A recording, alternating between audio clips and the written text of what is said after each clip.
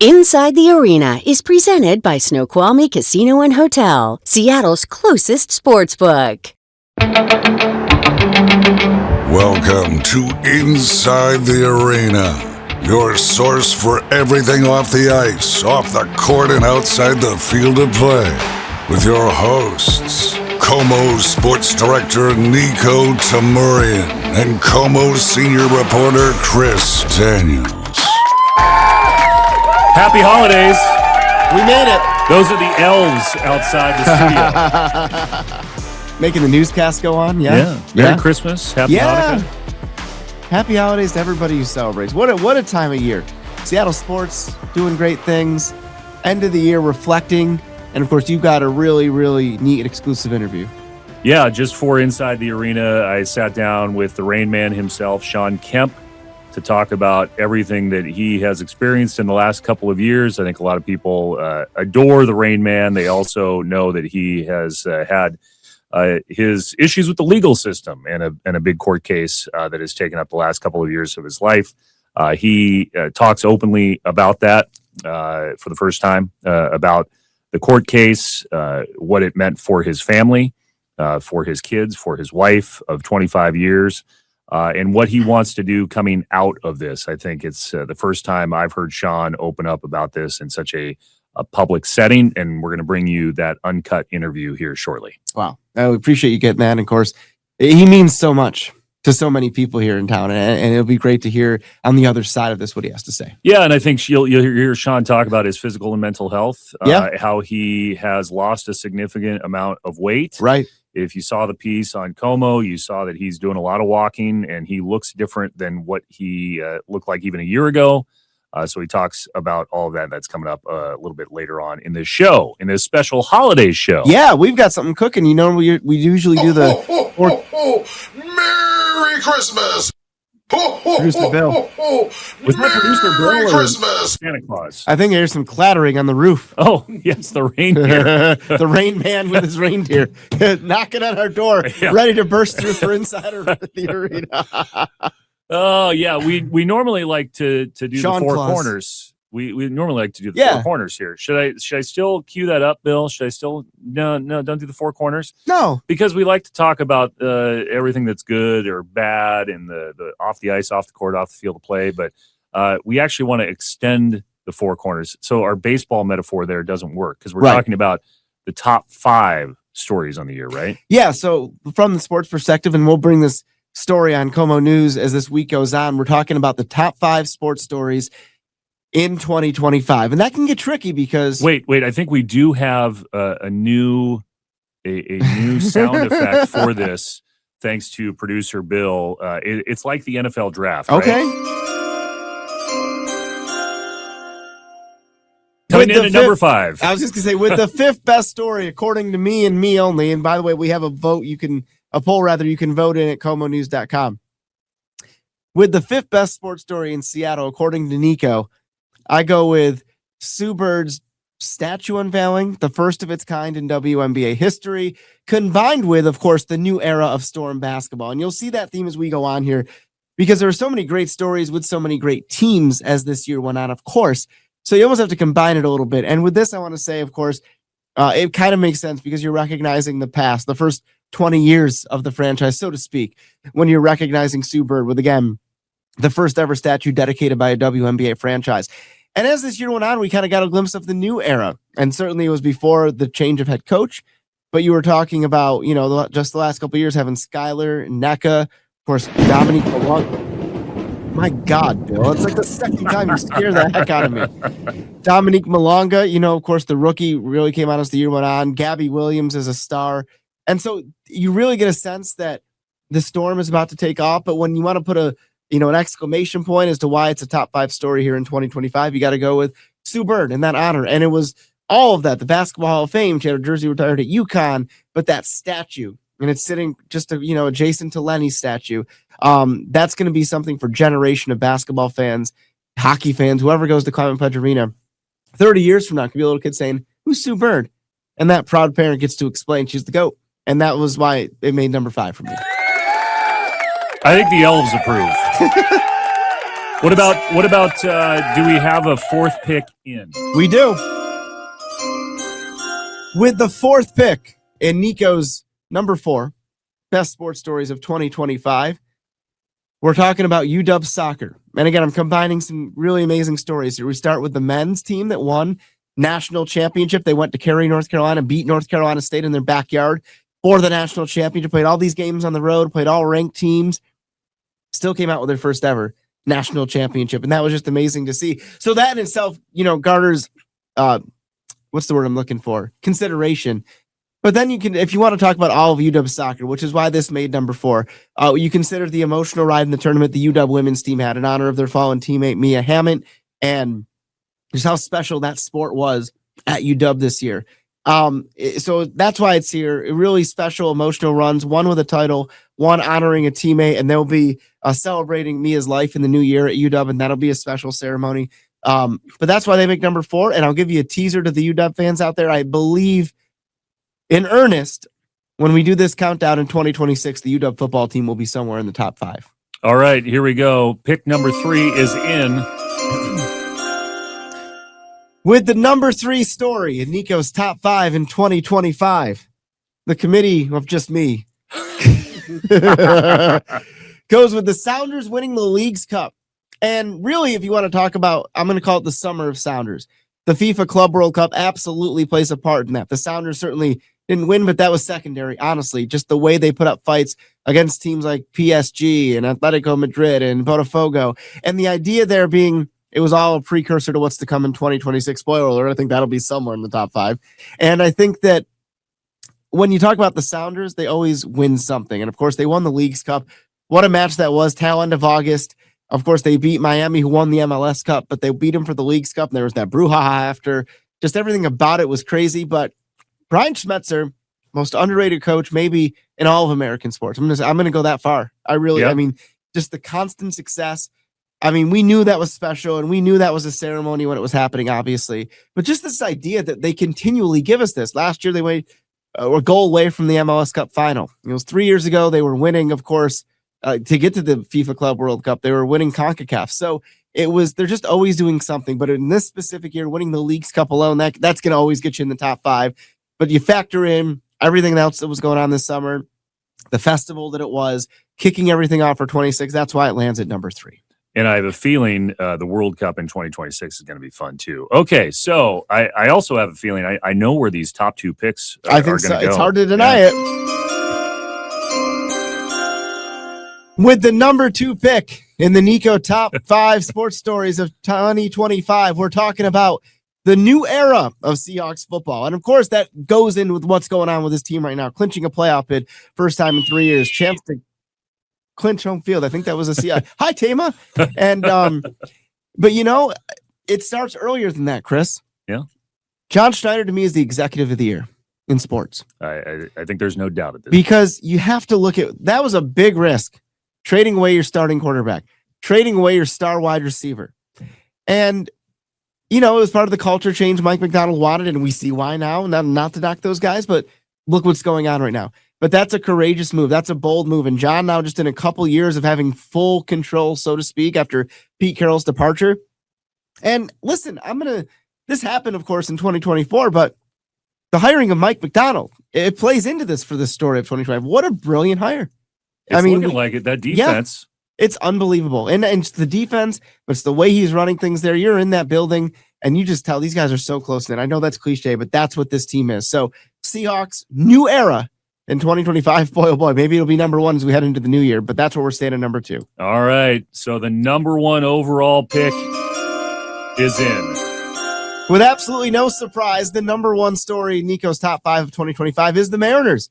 And again, as we've trended here, we're combining things. So you're talking about the Mariners getting the closest they ever have to the World Series. That's probably enough to be number 1, but we're also putting in the summer of Cal, 60 home runs. Oh, the big dumper, winning the home run derby. Will's just got all this. He must stay up all night downloading these.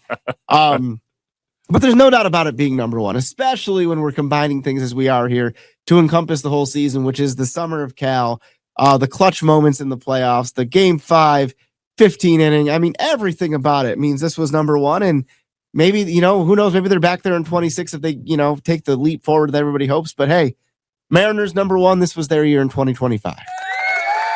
I think the fans agree. There you go. The only thing I would add to that is Have at is the summer of Cal. You said it. He was denied the MVP.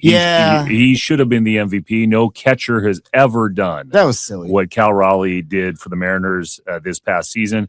I also think for me it's been a memorable year because of the loss of Lenny Wilkins. And I think there's two people that deserve statues outside Climate Pledge Arena. They both have statues, and I'm glad Lenny was here to see that unveiling. He has meant so much for this community. For the basketball community as well.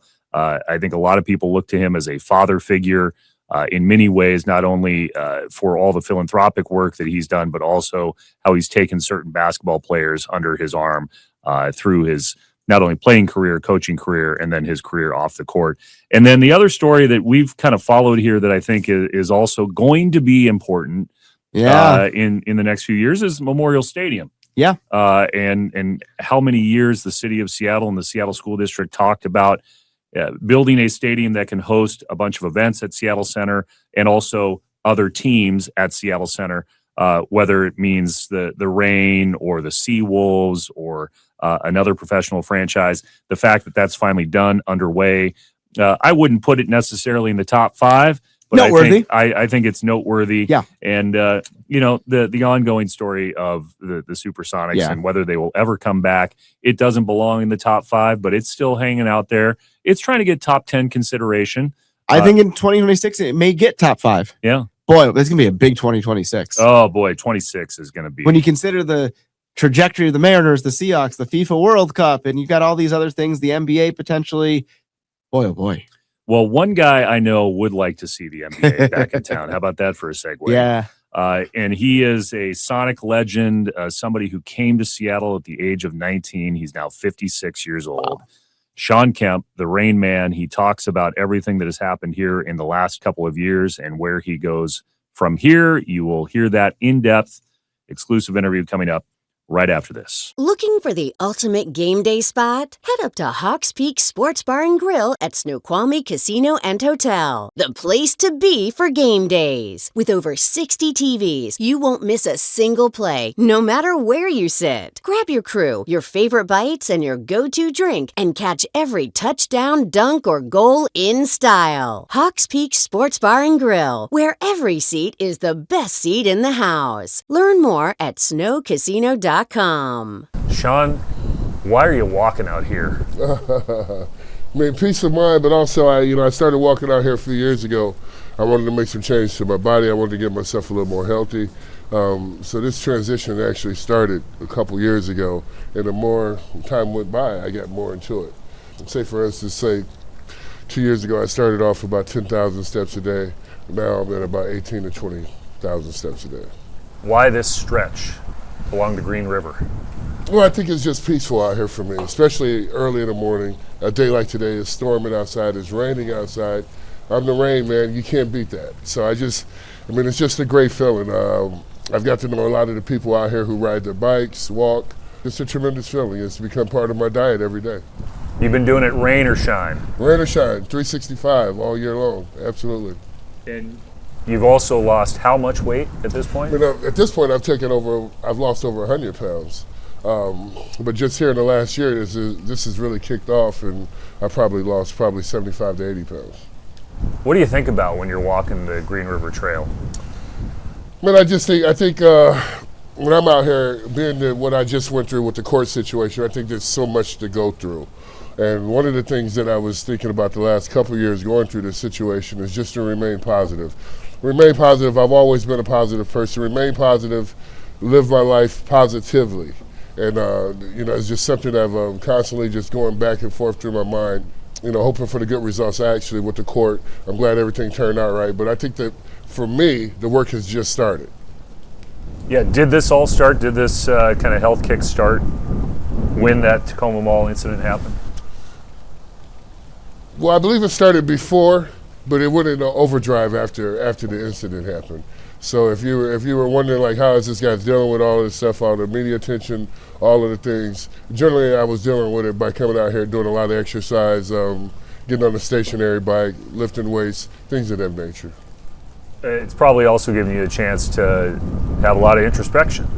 It does, man. It does. It brings things together for you as an individual. What type of person you want to be known as, what type of person that you are inside.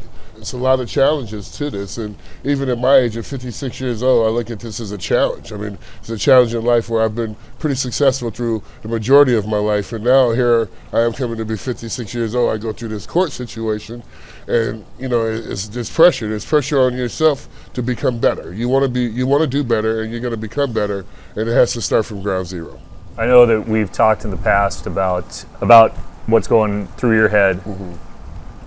It's been 2 years now.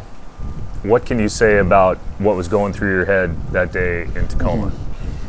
Well, and this is the truth, Chris, and I'll tell you this. It's one of the reasons why you never want to get involved with anything when it comes to shooting a gun or anything, because once you pull that trigger of that gun, everything else changes in your life. I mean, this is a criminal case, man. Like I said, I've been pretty successful in my life.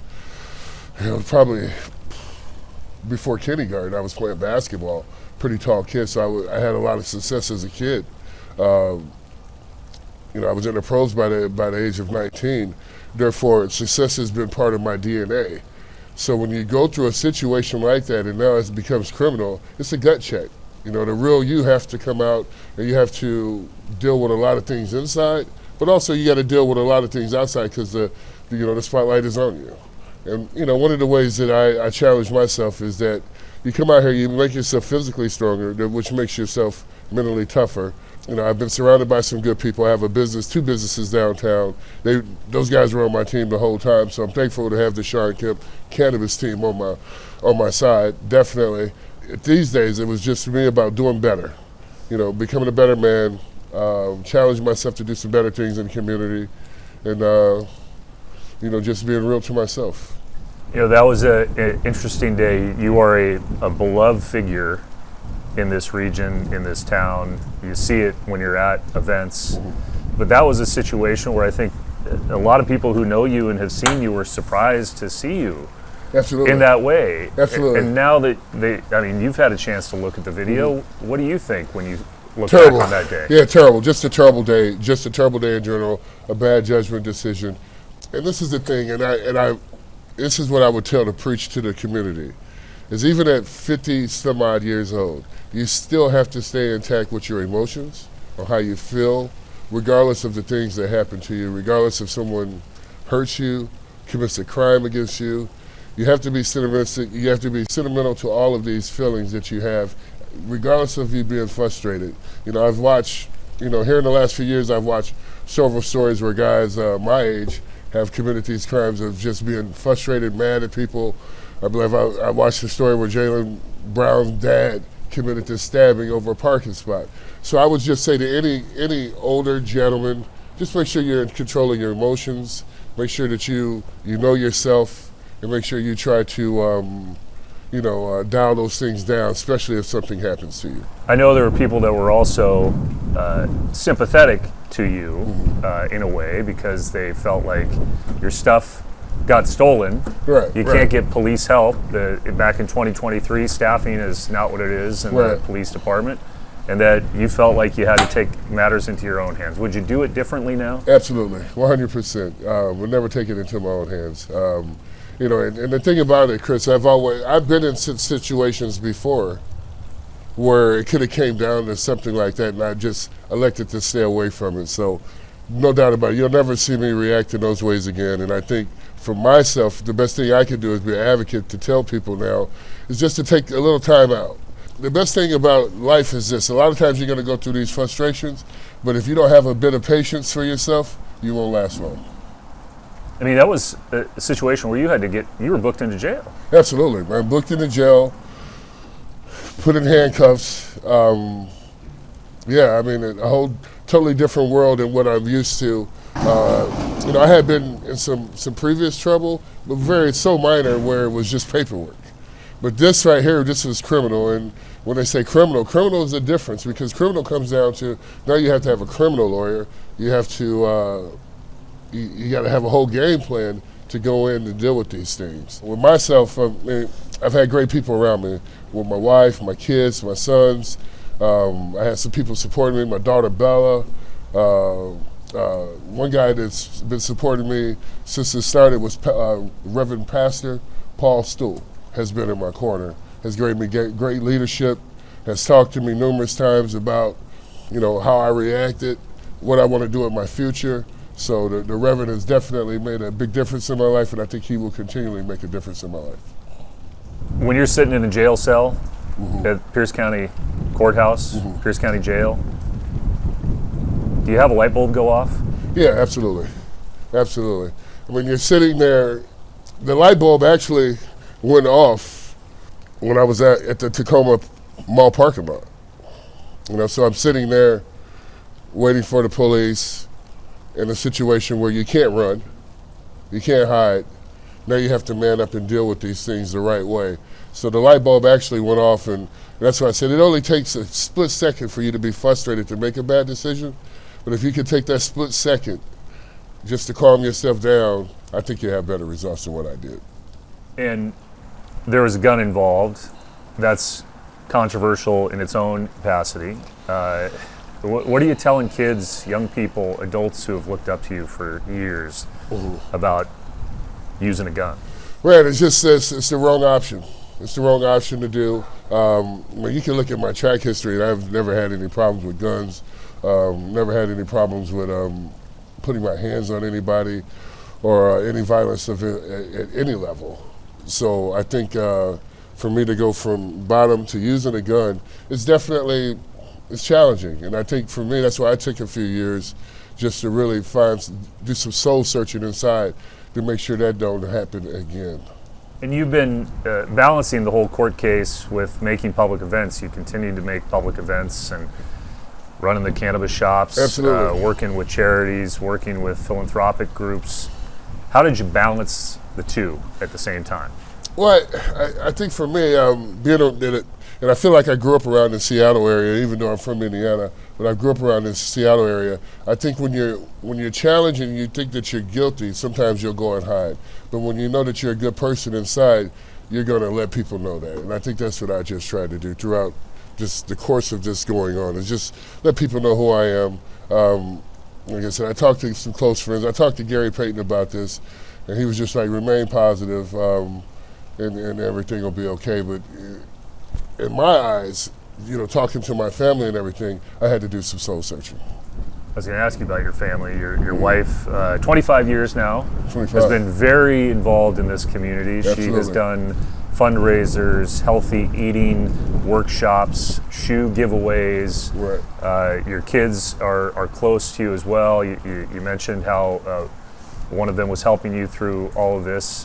What was their reaction to everything that you were going through and the court case? Upsetting, very upsetting, very upsetting. I can, with my sons, they were just more worried about me. With my daughter, she was just worried about me being in jail. But very troubling, very upsetting. Just one of those things where I think people around you just care about you. They want to know if you're okay. They want to know if you're okay mentally. They want to know if you're okay physically. They just want to know that everything is going to be okay. So I think, that's where that is. And I believe that they keep an eye on you and talk to you and make sure everything is going to be fine. And I think they have done that for a few years now. Personally for you, I saw your demeanor change over the last couple of years. Now that it appears you're on the other side of it, what are you thinking about doing going forward? What are you thinking about in terms of helping others? Absolutely, that's what it's all about, Chris. I think for me, I'm the owner of 2 cannabis shops downtown, but I'm gonna extend myself to the public a little bit more. And one of the things I want to do, and I'm going to do, is I'm gonna open up this deal where we're gonna start working with the mental health. So my foundation, which will be called the Rain Man Foundation, will be where we start to deal with the mental health. We will start dealing with some kids. Then we will start to move up dealing with some things with adults, trying to put a smile on their face, trying to make a difference in their lives in a lot of different ways. I've talked to several people. We're putting everything together now for the foundation, and it should be up and running here in the next several months. But I'm looking forward to it because I believe it's truly a challenge for me to get back in the public and do some positivity things, but also change some lives and change some spirit in people inside their bodies. Well, and you are not alone in this. There are other NBA players who have talked about mental health, including Vin Baker, Right. now your friend Kendall Gill, who also played Correct. on the Sonics. And I plan on reaching out to both of those guys. I've talked to Vin about this.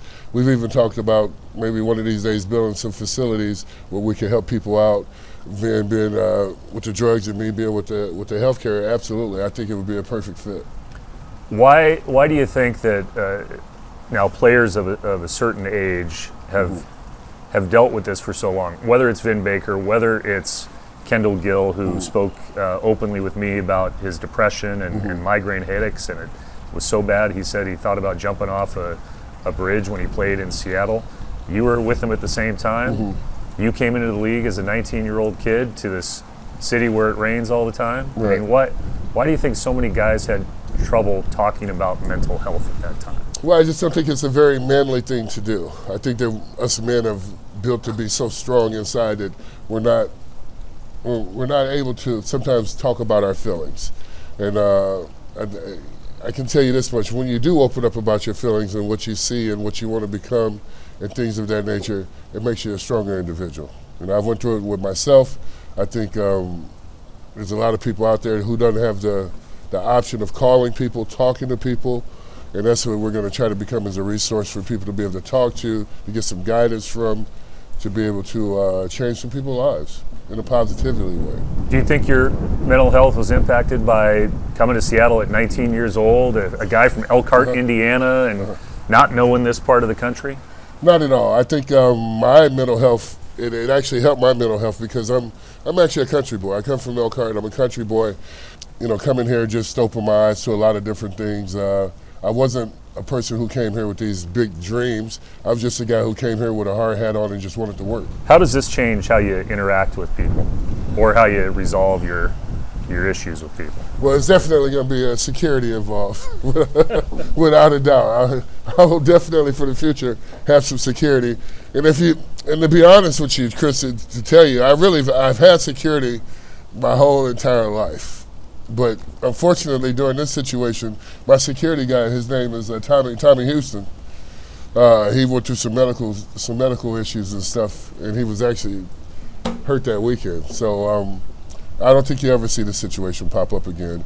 And the way that I deal with this with the public is just, when I'm 56 years old, I don't go out in the public a whole lot. Usually I go out just for events or to work. And I think I stay clear of a lot of things. I'm not at the bars drinking a lot of things of that nature. So I think I've corrected a lot of things in my life, but I still have some things to clear up. And you're leaning on some of your old friends. You mentioned Gary, Marshawn. Absolutely. I'm going to lean on some of these guys to help me out with some programs to make a difference in some of these kids' lives around the area, and maybe the whole state. You know, just depending on what we deal with, as far as the foundation and who we team up and link up with. But I'm looking forward to dealing with a lot of different people in the state of Washington. What has Marshawn told you about dealing with the public? And he's always gone to the beat of a different drummer. Well, I'm going to be with Marshawn this weekend at his kickoff to his podcast, so I'm looking forward to that. But, Marshawn was there for me at the courtroom, which I really, truly appreciate. He's been a great friend. We've been knowing each other before the Seahawks won the championship. When Marshawn came to Seattle, we got to know each other. They won the Super Bowl, and we've become great friends. You know, when we talk about the future and mental health, people have known you for years as the Rain Man, the guy who played here in Seattle. Other people may know you for the cannabis shops now. How do you want people to think of you here in Seattle after everything you've gone through? Without a doubt, I think the cannabis shops and all that stuff is great. But absolutely, I want people to know that I'm a people's person. I truly care about the people in Seattle and the surrounding areas, and that's simply why I'm doing this foundation for the mental health. You know, my wife has had a She has had a foundation for over 20 years now. We have worked in every avenue around this area dealing with different companies. That's truly who I am. And that's why I'm going to start my own personal foundation, because people need to know truly who I am around this area. Not just for weed, but also for being a great person. So what do you envision with this foundation and helping people stabilize their mental health or get mental health treatment? Well, just being an option, having an option for some of these people, being that I own both of those shops, and you go between both of these shops and you see some of these people downtown that are just, they're lost souls right now. So just to be able to have an option for them, to be able to get in contact, to be able to talk to somebody, even if it's come down just prayer, just for those guys that have an option in life other than what they're doing. So how would you describe Shawn Kemp at 56 years old versus 19 years old, fresh here as a supersonic? Man, I would say that at 56 years old, I'm truly a lot wiser, a lot smarter, but I still willing to work and still willing to serve the public in a positive way. And a guy who does a lot of walking and a lot of thinking. Absolutely, a lot of walking, a lot of thinking, and your health is your wealth. Seems like a good way to end. Absolutely. Rain or shine. Rain or shine. As the winds were blowing in, the winds of change. It has changed, man. And when people look out here, this is great weather, though. There's something to this northwest wind. And it's fitting that the Rain Man is liking to walk in the rain. Absolutely. It's perfect. Perfect fit. There you go, the Rain Man talking in the rain about everything that has happened to him. Thank you, Shawn Kemp, for spending the time. Happy holidays once again. Yeah, happy holidays to everybody, including our good friend David. You've been listening to Inside the Arena with Niko and Chris. Please subscribe on your favorite platform. Until next time. Inside the Arena was presented by Snoqualmie Casino and Hotel, Seattle's closest sports book.